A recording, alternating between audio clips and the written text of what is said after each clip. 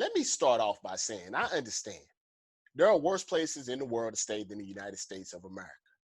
But I got to keep it real with you. We are not, by any stretch of the imagination, the best country in Al Gore's internet earth. We're not even close to it. You've been brainwashed. You've been told over and over and over again that the United States of America is number one, that we are the country that everybody looks up to.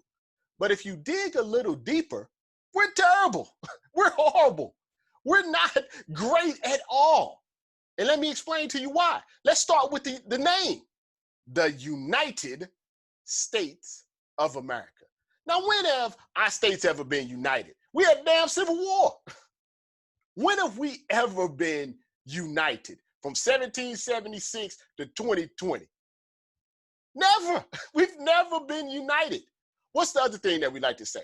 Home of the free, land of the brave. Right? Right? When have we ever been free, though? We started off bringing slaves over. When exactly have races been brave? When they had the KKK, they put hoods on. They like to beat, black people, minorities. There's nothing brave about that. It's cowardly. The cops are cowards. We know that. Land of the free, home of the brave. What's the other thing that America always talks about? America is the country that speaks all the time about equality. But when has things ever been equal? Like I said, we started with slaves. We didn't want to give black people voting rights. Hell, they didn't want to give women voting rights. We kicked all the Indians out on reservations, even though they were here first. In 2020, we got migrant children in cages. When exactly have things ever been equal in the United States of America? Never. Now, you might be wondering to yourself, Rob, why are you going on this rant right now? Well, I did this story on BSO. Feel free to visit blacksportsonline.com. And it brought so much clarity to me. Like, I already knew this, but sometimes you write a story or you do a story and you have to sit back and you say, man, we live in a really jacked up society. And here's what the story, this is what the story was. There was a MAGA man, hardcore Trump supporter. Like, we're talking about, where to make America great again.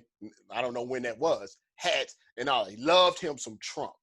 And the MAGA man said Trump told him that the coronavirus was a hoax. Said it was something that the Democrats made up. It was the China flu. That really people couldn't get sick, that it wasn't real, that it would just go away. So what did this MAGA man do? Because Trump told him there was nothing to be worried about, he threw a party, had all of his family and his friends come over to this big Rona party. No mask, no social distancing. And what ends up happening a few weeks later? 14 members of his family catch the Rona. Grandma dies. Father-in-law is in the hospital on life support. And it got me to thinking, first off, how dumb of a country are we to even have Donald Trump as a president? Secondly, how many people has Donald Trump killed? Should he be charged with accessory to murder? Because that's what it is, it's murder. Now, granted, you could say that he's not responsible for people's stupidity, right? But he is the president of the United States of America, right? And the president normally is the leader of the free world. Isn't that what they always say? So if he's giving advice, a lot of people who are idiots are going to listen to him. So if the president of the United States of America, the leader of the free world, the big man, the head man at the table says this virus is a hoax perpetrated by Democrats to make him look bad, of course, a lot of his stupid supporters are going to believe that. And they're in hospitals, and they're dead, and they're sick. They killed grandma. Imagine killing your grandmother for Donald Trump. And it just makes me sit back and realize that our country is not very great. never really been great. Now, granted, we've done great things. There are great people that have come from the United States of America, of all races and cultures. But in totality, in 2020, when you look at certain charts, it makes you realize, are we really that great? Think about the coronavirus chart. Every other country figured it out fairly quickly. You know why? Because it's not complicated. Oh, hell, it's a virus. Can't really do anything about a virus because a virus doesn't discriminate. Sit your ass at home, put a mask on, don't go out and party.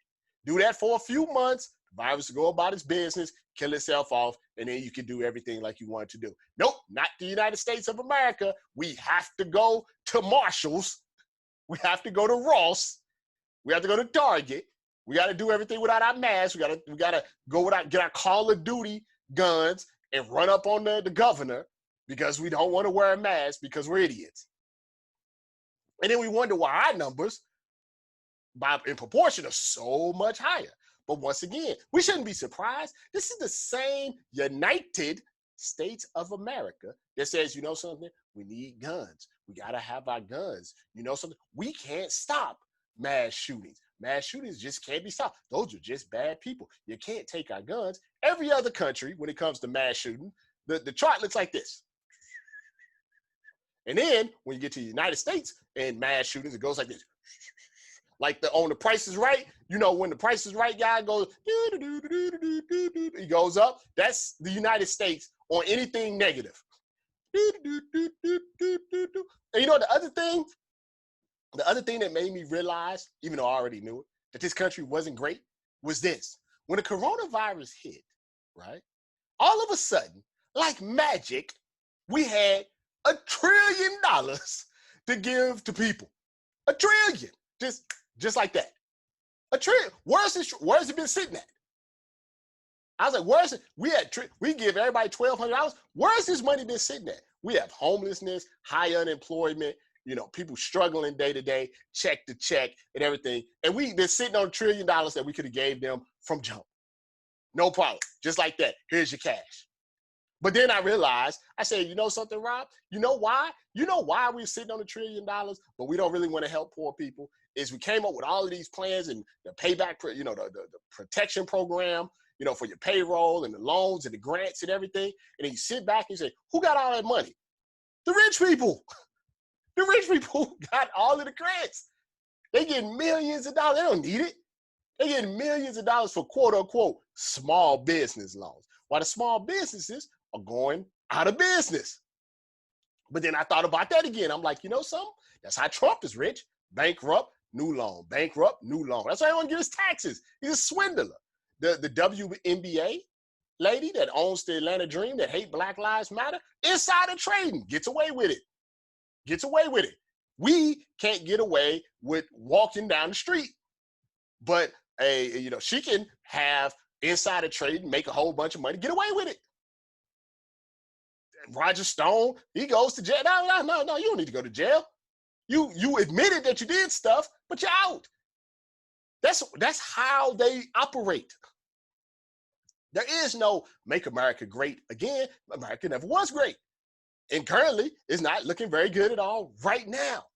The fact that we even have Donald Trump as a president is indicative of our overall intelligence as a country.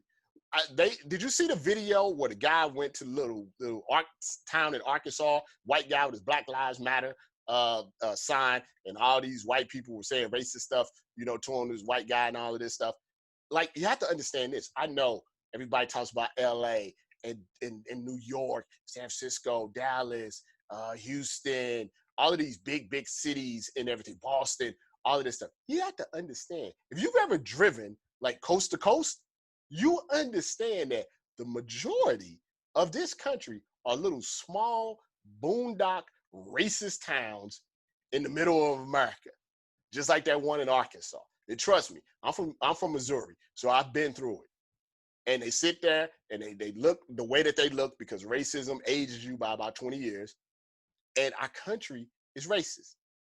Our country, especially a lot of white people, don't like minorities. They feel entitled. And someone told me one time there could be a white guy in a double wide trailer, with no running water, has to use the bathroom outside, and he feels superior to President Barack Obama just because of the color of his skin. So I say all of this to be, first off, to say be careful, be safe, especially if you're a black man, black woman out there. Please be safe. But is America the best country? Nah, not really. I'll tell you, when I get into my old age and gray hair starts to come in, I'm going to travel around to some of these other countries and hang out for like a month. And I'll report back when I'm in my 50s and 60s and let you know what's really going on. What's really going on in our country. Please, look, I understand you don't like Biden, but we may not survive another 4 years if you don't go out and vote Trump the hell out of office.